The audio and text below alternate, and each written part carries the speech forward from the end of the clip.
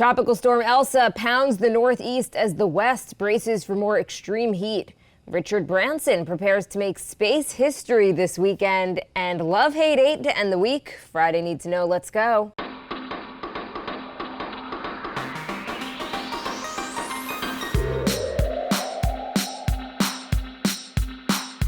Good morning. This is Cheddar's Need to Know podcast for Friday, July 9th. I am Jill Wagner with Carlo Versano. Carlo, morning. Jill, there's a terrorist loose in South Brooklyn. Sources close to the investigation describe the suspect as a white female, chubby cheeks, about 9 pounds, 20 inches, give or take. She's been holding 2 civilians hostage for 6 weeks in Park Slope, and she will not negotiate. We don't know what she wants, just that she wakes up every day and she chooses mayhem. It's going that well over there. It is. She doesn't sleep, Jill. She doesn't sleep. I don't know what to, I'm sorry. I don't know what to tell you. It's okay. It's okay. It's all good. It's still early, but yeah, this baby do not like to be sleeping.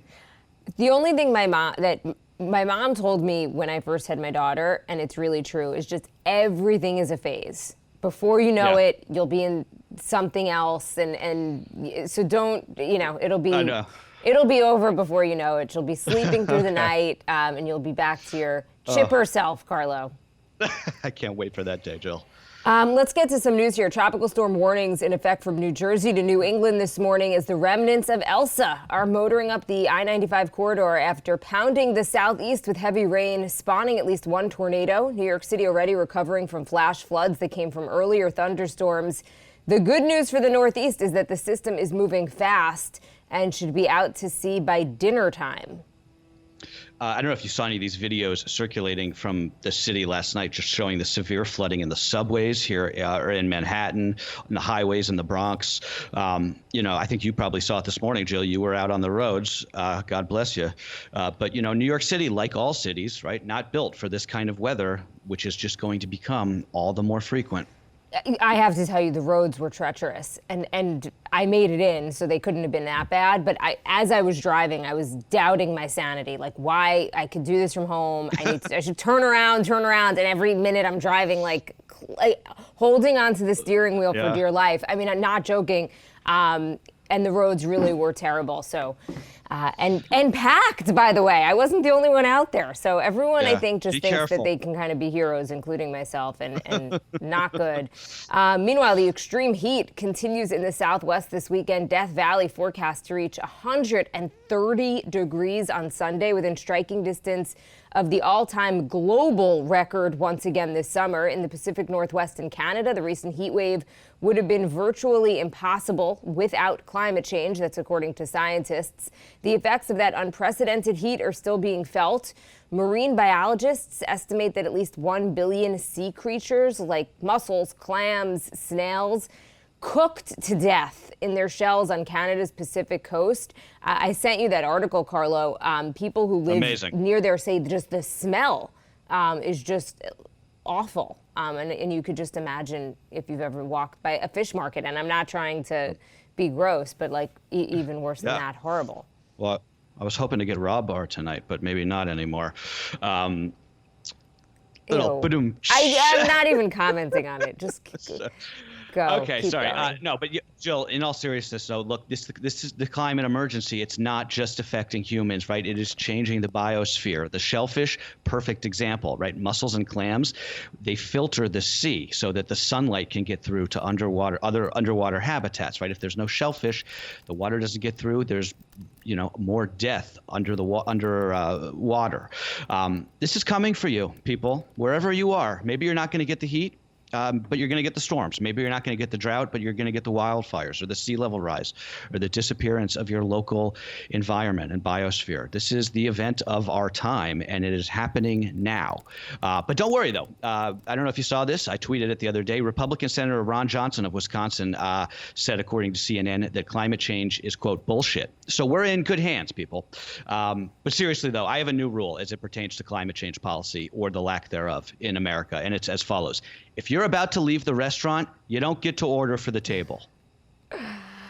Look, you make a good point. There is a group of Republicans, though, that have come out, particularly, I think, younger Republicans, who have said that they get it. Yeah. They acknowledge climate change. They want to be part of the solution.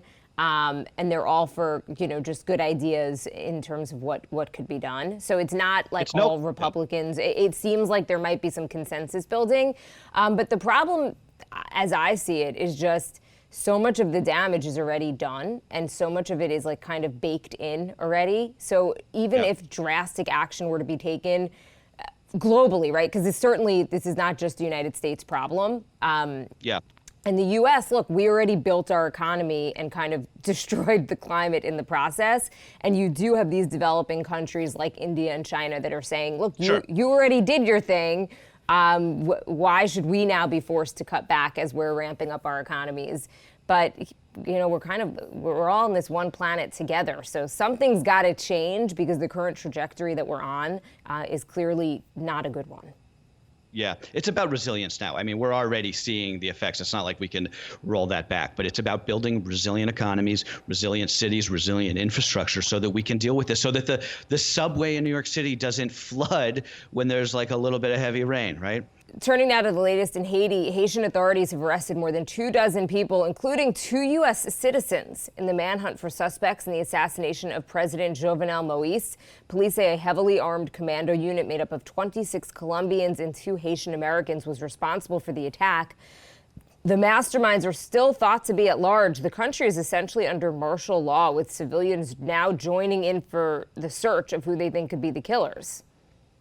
State Department yesterday reportedly briefing Congress, telling lawmakers that the president's security detail did not exchange any gunfire with the assailants, and that none of the guards were injured. In fact, it was the only people who were injured or killed were the president and his wife, the first lady. That sounds to me like this could have been an inside job. I don't know that for a fact, of course, but it would sort of point in that direction if the security personnel were able, didn't get hurt in this at all, or even fire their guns. Also, one quick thing, I misspoke badly yesterday, and I just want to clear the record. It sounded like what I said, or I did say this, that the U.S. assassinated a former Haitian president. That's not true. What I meant to say was that the last time a Haitian president was assassinated, which was in 1915, the U.S. intervened militarily, and then we basically stuck around in Haiti for the next 20 years until the 30s. So that's something that we used to do a lot, obviously. So no, we did not kill a Haitian president this time, nor the last time. So I just want to be clear, and I apologize for misspeaking like that. Thank you for clearing that up. Back to what you were saying about the security guards. According to ABC News, there's heavy security actually at the president's house. He has heavy security anytime he leaves the house. And again, to reiterate, none of those guards injured. Right. So it does leave you wondering what exactly happened. Right now on the ground, everything is pretty much closed. Streets totally empty. According to ABC News, a report there on the ground, there's this anti-white sentiment. White is just considered not black. So anyone with lighter skin is being met with a lot of suspicion, a kind of just this thinking that they're this foreigner. What are they doing? Why are they in the country? And it's particularly, according to this reporter, in the area around the president's house. So just you can imagine the situation there. Just a lot of uncertainty, a lot of questions about what happened, and a lot of skepticism about foreigners, because the reports are that these men were speaking English and Spanish, as we said. Yeah. So.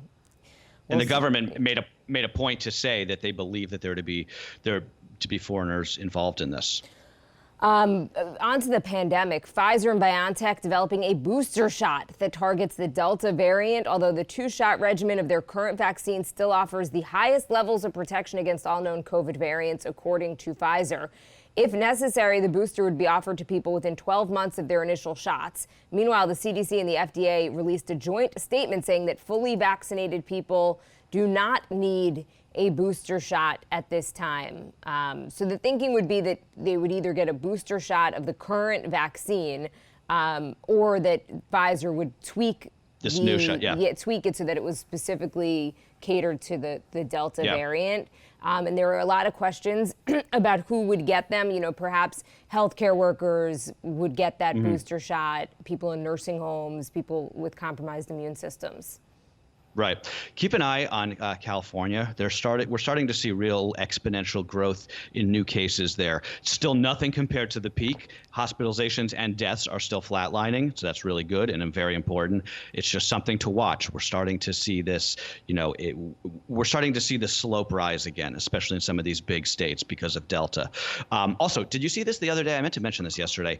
Moderna now in clinical trials for an mRNA flu vaccine. This could be an absolute game changer. The end game here, I think, is going to be you get one shot. You go to the CVS in the fall, or you go to your doctor. They give you a shot. It protects you against all respiratory viruses with this mRNA technology. I think that's probably going to happen in the next year or two, thanks to this breakthrough with this mRNA breakthrough. Again, one of the greatest scientific breakthroughs of our lives. On that note, the FDA drastically narrowing the suggested use of that controversial new Alzheimer's drug. It's called Aduhelm. The drug will now only be recommended for patients in early stages of the disease rather than all patients regardless of the stage of their disease. The FDA's original approval of that drug made by Biogen sparked debate over how well it actually worked in trials, not to mention its cost, which is about $56,000 per patient a year. Yeah, the worry there is that Medicare picks up the tab on a lot of that, and it could just blow up, Medicare spending in the United States. That's why I think the FDA came back here and narrowed the label. Especially if older and sicker patients took it without there being an agreed upon benefit, right? If this was a miracle drug that cured Alzheimer's or even slowed Alzheimer's, I think people would be like, yeah, whatever the cost, it doesn't matter. The problem is it doesn't seem like it actually works. And I think it still boggles my mind that they're approving these drugs that don't appear to really be that effective. And we're still waiting on the full approval for the vaccines. I mean, God, what are we waiting for? Is there any regulatory agency in this country that is good at their jobs? I don't know, it's a serious question. On to a private company here. If all goes to plan, Richard Branson will reach the edge of space this weekend. The next Virgin Galactic test flight, VSS Unity, will be carrying the company's billionaire founder when it launches from Spaceport American in New Mexico on Sunday morning.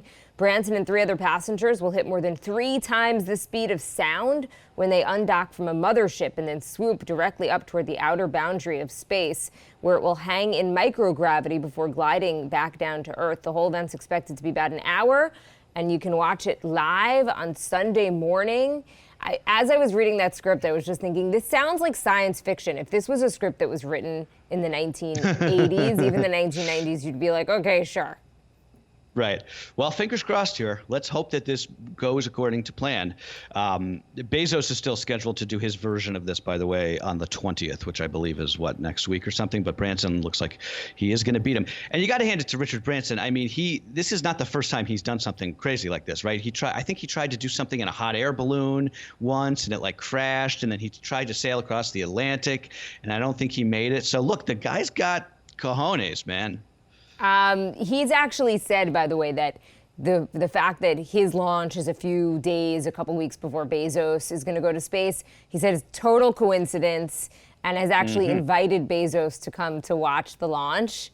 I don't think that's going to happen, but at least he got on the record with it.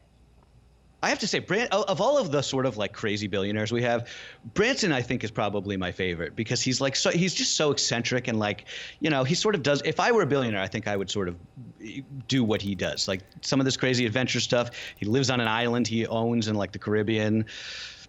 Good for him. Also, his airline, I've never taken Virgin Airlines. Yeah. Apparently it's great. I never actually flew it. Does Virgin Atlantic still fly? I think they got bought, right? Yeah, I forget now, but I did fly Virgin Atlantic to London when I used to go there for work, and yeah, it was fantastic. It was really good. Have you seen Along Came Polly? No. The movie?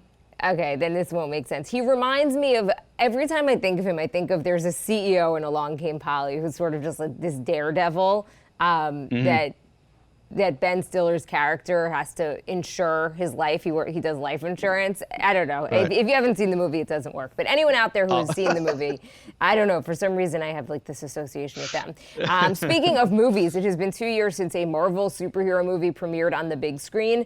That changes today with the release of Black Widow, the movie looking at a monster open. Expectations are as high as 140 million in global ticket sales. The catch, by the way, is that Scarlett Johansson flick also streaming on Disney Plus, but it's going to cost you an extra $30. So once again, we ask, will people go to the theater to see a movie that they can watch on their couch? I don't know. It's a great question, especially a movie like this that's probably a lot better on a big screen. Yeah, exactly. I think in this case they will. I think the Disney Plus thing, the day and date strategy, is not going to put much of a dent in the box office for this, just because there's huge pent-up demand to see a big Marvel blockbuster in the theater. Since you've mentioned it, the last one was Avengers, which was 2 years ago. I think it's going to be the biggest opening of the year. People are really starved for something like this. The thing with the day and date streaming strategy, which is this idea of putting movies in theaters and then also putting them on streaming, even if they cost a little bit extra. I don't think it's really going to hurt openings for big blockbusters, because all of those people are really psyched. They want to see something on the big screen, right? But it's definitely going to hurt movies and their ability to have, as they say, legs, as they stay out in theaters for weeks. People who see big movies opening weekend are fans, right? Nothing's going to stop them. They'll do anything. It's the people who are casual moviegoers, someone like you, Jill, who I think are less likely to trek to the cinema a week or two later, especially if what they want to watch is on streaming. A rising high school freshman from Louisiana became the first African-American to win the Scripps National Spelling Bee last night. Zayla Avantgarde, who's just 14, was crowned the winner after she correctly spelled the word Mariah. It is a type of tree found in Australia. Zayla made it look easy, appearing to know not just every word, but also its origins. She told an interviewer that she got into competitive spelling when her dad used to watch the spelling bee, and she would correctly spell every word. Wow. First of all, an amazing last name. Avant-garde? What? This girl also something of a gifted child. Before even heading into the spelling bee last night, she has 3 Guinness World Records for basketball dribbling and juggling. She's like a star basketball player in her middle school. She knows how to divide large numbers in her head. She's a speed reader. Just absolutely incredible. And the video of her winning, if you haven't seen it, really cool. She just goes absolutely crazy. The confetti's going. She's a star, man. It's so cool to watch. Speed reading is a skill I would absolutely love. Oh, yeah. Especially if you actually can do it and like retain the knowledge, right? Before we do Love, Hate, 8, I was complaining, or if you call complaining, I was just, venting a little bit the other day about how hard it was to get books shipped to Carlo without using Amazon. But our listeners came through as usual. Heather wrote in. She told me about her mother-in-law's business, which basically they put together baskets of baby books and ship them nationwide. So check out Baby Book Baskets on Instagram. I'm definitely doing my next baby gift from them. What a brilliant idea. And then there's also bookshop.org. They reserve 10% of all regular sales to an earnings pool that is then distributed evenly to independent bookstores twice a year. These bookstores can also choose to sell their books online via Bookshop. And in this case, the platform transfers the entire profits to the bookstore that sold it, no commission. That's an amazing site. I was checking out. A bunch of people wrote in with that. I had no idea it existed. So definitely, next time you're in the market for a book and you're not going to go to your local bookstore, check that out, bookshop.org. And the baby book basket, another fantastic idea. Also, someone wrote in, our friend Kara, she wrote in about shopin.nyc, where you can order anything from like all these different local businesses, not just bookstores. The catch is they only deliver in New York City, unfortunately, if you don't live here. But if anybody knows of other similar operations like that, let us know and we'll shout them out, because that's just really cool stuff. All right, let's do a little Love, Hate, 8 to end the week.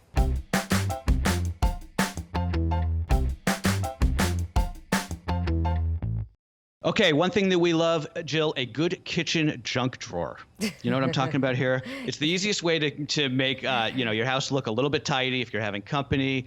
You got some random batteries, you got mail that looks like it was possibly once important. Toss that in the junk drawer, baby. But I think that this may actually be an American thing, because Becky didn't have a junk drawer growing up, and she was offended by the idea when I started one at our new apartment. By just throwing in all this random stuff. And she's very much of the belief that, like, if there's not a place for something, it is to be discarded. But I don't roll like that. Do you? I have a very, very serious kitchen junk drawer. But back in the day, it used to have menus. That was the key thing. Yeah, exactly. Yep. And then My parents still plastic have that. utensils and some random napkins. Matchbooks. Yes. Yeah. One thing that we hate, starting the day with wet socks, no matter what else happens in the day, it's pretty much ruined. Almost as bad when the bottom of your pants get wet and then the wetness travels up your pant leg, or not. I mean, just wet socks and wet pant bottoms where you don't have the ability to change. Like right now, where my socks are completely wet because I had to run in here through basically a hurricane. Not fun. Day ruined. I'm sorry for you, Jill. Okay, finally, one thing that we ate, in this case drank, ginger beer. I've been getting really into ginger beer. It's like sort of, if you want a non-alcoholic beer, but also a soda, it's really good. Gosling's makes the best one I've tried. So if anybody has a better recommendation, I'm all ears. This is sort of my drink of the summer. And my cocktail of choice, 3 parts ginger beer, 1 part Kraken rum, a little lime twist. You put down a couple of those tonight in my honor. You'll be feeling real good. It sounds kind of like Moscow Mule-ish. Yeah, which it is. I'm all it about. is sort of. Okay, Jill, and finally, before we go, just a happy birthday to Lila Franklin, one of our youngest listeners, coming from the East End of Long Island. Lila, thank you for listening. Lila, happy birthday. Stay dry out there, everybody. That is what you need to know for Friday, July 9th. Have a great weekend, guys.